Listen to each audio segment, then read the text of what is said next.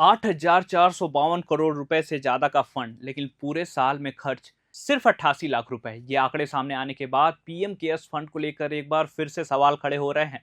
और सबसे बड़ा सवाल यही है कि जिस फंड को इमरजेंसी और डिजास्टर जैसी परिस्थितियों में मदद के लिए बनाया गया था, उसमें हजारों करोड़ रुपए जमा है, तो इतनी छोटी रकम ही क्यों खर्च हुई?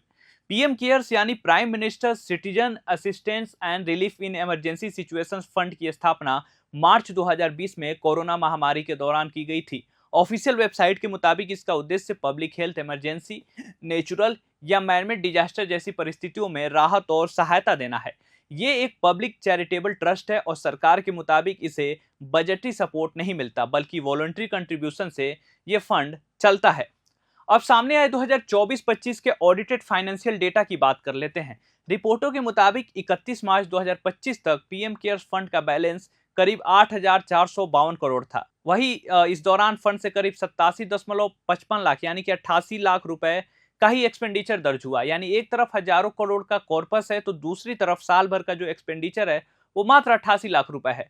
अब यही से सवाल पैदा होता है कि अगर फंड का मकसद इमरजेंसी में तुरंत सहायता देना है, तो इतना बड़ा कॉर्पस आखिर रखा किस लिए गया था? और यहाँ सरकार से एक और सवाल पूछा जा सकता है, क्या इमरजेंसी फंड का बड़ा हिस्सा लगातार जमा करके रखना जरूरी है, या जरूरत के समय उसे ज्यादा तेजी से इस्तेमाल किया जाना चाहिए? रिपोर्टों के मुताबिक पीएम केयर्स फंड के कॉर्पस का बड़ा हिस्सा फिक्स डिपॉजिट में रखा गया है, यानी पैसा बैंकिंग इंस्ट्रूमेंट्स में पार्क्ड है और उस पर इंटरेस्ट भी जनरेट होता है। अब सोशल मीडिया वाला सवाल सुन लीजिए जरा।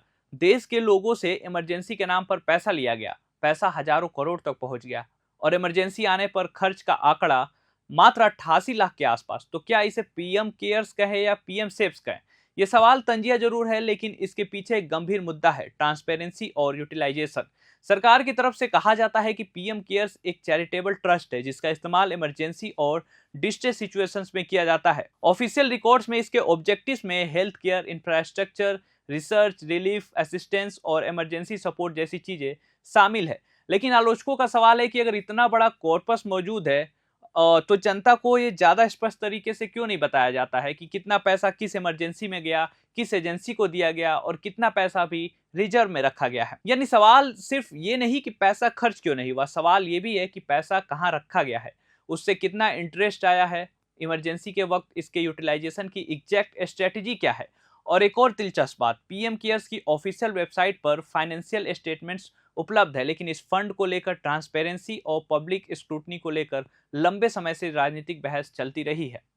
यही वो सवाल है जिनका जवाब सरकार और पीएम केयर्स मैनेजमेंट को ज्यादा स्पष्ट तरीके से देना चाहिए, क्योंकि यहाँ बात सिर्फ 8,452 करोड़ रुपए की नहीं है, बात उन लोगों की है जिन्होंने कोरोना जैसी भयावह स्थिति के दौरान इमरजेंसी के नाम पर इस फंड में योगदान दिया था। और जब कोई नागरिक अपने पैसे को किसी इमरजेंसी फंड में देता है, तो उसके मन में एक सीधा सवाल होना स्वाभाविक है, मेरे दिए गए पैसे का इस्तेमाल कब, कहां और कैसे हुआ? तो अब सवाल सरकार से है कि 8,452 करोड़ यानी 8452 करोड़ रुपए का इतना बड़ा कॉर्पस क्यों रखा गया है? साल भर में करीब 88 लाख रुपए ही क्यों खर्च हुए? कितना पैसा फिक्स डिपॉजिट में है और उससे कितना इंटरेस्ट आया है? और सबसे बड़ा सवाल कि अगर अगली बड़ी इमरजेंसी कल को आ जाए, तो पीएम केयर्स का पैसा जमीन पर कितनी तेजी से पहुंचेगा? यही वो सवाल है जिनके जवाब आंकड़ों से ज्यादा जरूरी है। वैसे आपका क्या कहना है? आप व्यूवर्स का क्या कहना है इस मुद्दे पर? हमें अपनी राय कमेंट में जरूर बताइएगा। और अगर आप प्रभात खबर को सब्सक्राइब आपने नहीं किया है, तो सब्सक्राइब जरूर कर लीजिएगा। प्रभातखबर.com, विश्वास वही, रफ्तार नहीं।